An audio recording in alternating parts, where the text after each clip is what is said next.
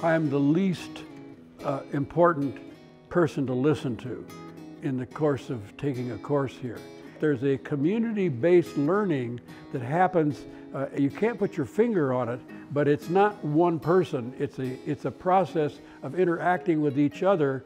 So I watch the evolution of the people here together going in so many different directions now, so that there's a kind of a creative atmosphere that is no longer tied to, say, the curriculum of the drawing studio per se. If you would say what is Homo sapiens best at, you would have to say basically seeing. To get away from a dangerous situation, to see what's going on early, interpret what's going on early, and leave early. When we started the drawing studio 27 years ago, I didn't have a clue that I was on the edge of a transformational shift in the culture having to do with vision. I was just working with people who asked me to teach them to draw. But I discovered that we were not seeing anybody leave, and that people were staying with us, and all of a sudden I'm teaching 80 people a week, and then I'm teaching 100 people a week, and then I need to get help. We're sitting in the middle of one of the greatest transformations that the world has seen since the invention of the printing press. If I can communicate with images, with words, with mathematical things, with photographs, any way I want to, in any combination I want to, if I have just basic literacy of a computer and something to say. Nobody's teaching this stuff in the schools. That's what's interesting. You know, if you look at children's books, which is a whole domain unto itself, we know that words and images are joined at the hip. And so all the books that teach children how to read and write up until about the 3rd grade are suffused with pictures of all kinds.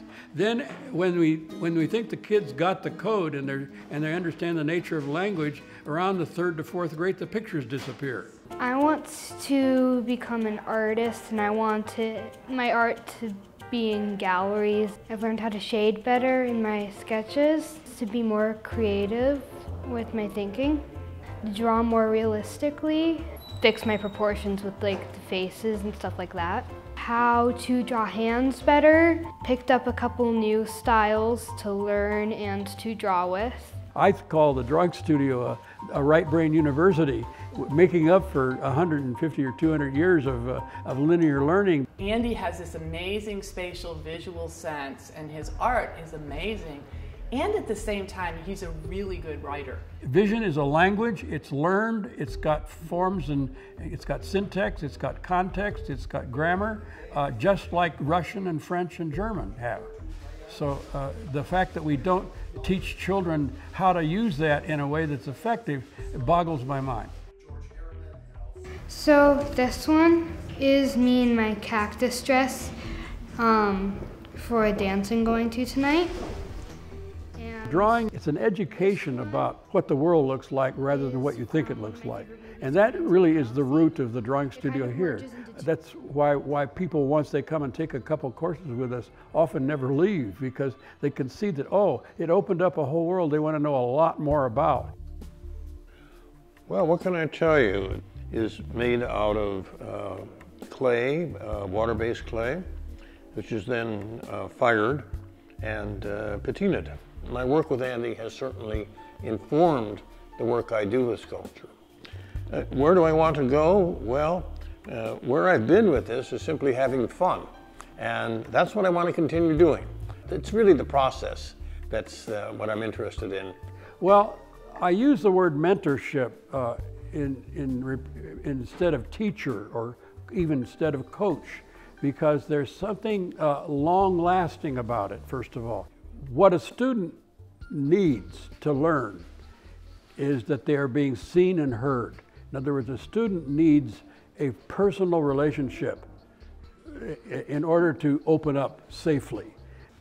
This was specifically the piece that Andy was talking about when he mentioned me noticing the telephone poles or the telephone wires being kind of a unique part of my perspective, and that kind of helped me develop a new series that I've been working on since then.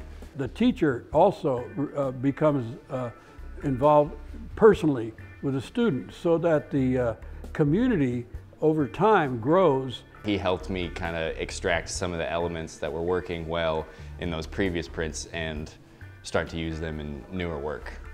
The process of work in art is a practice. And as a practice, it's a lot like other things we practice: swimming, yoga, cooking. You know, in other words, it's something that is not over.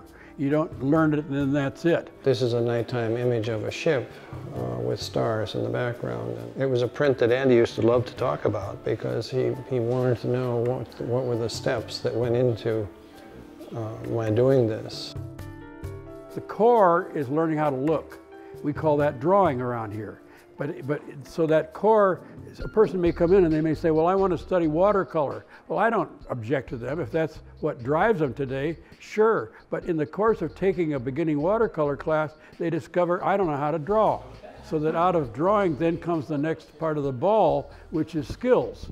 And out of the skills comes the next part of the ball, which is like mastery. That is learning connecting my direction to what it is that the skills are. Andy combines this interesting stance of art for everybody and that everybody can participate, and he really believes that. But that was also combined with a lot of rigor, that there was an expectation that you would take this seriously and you would put in time and effort.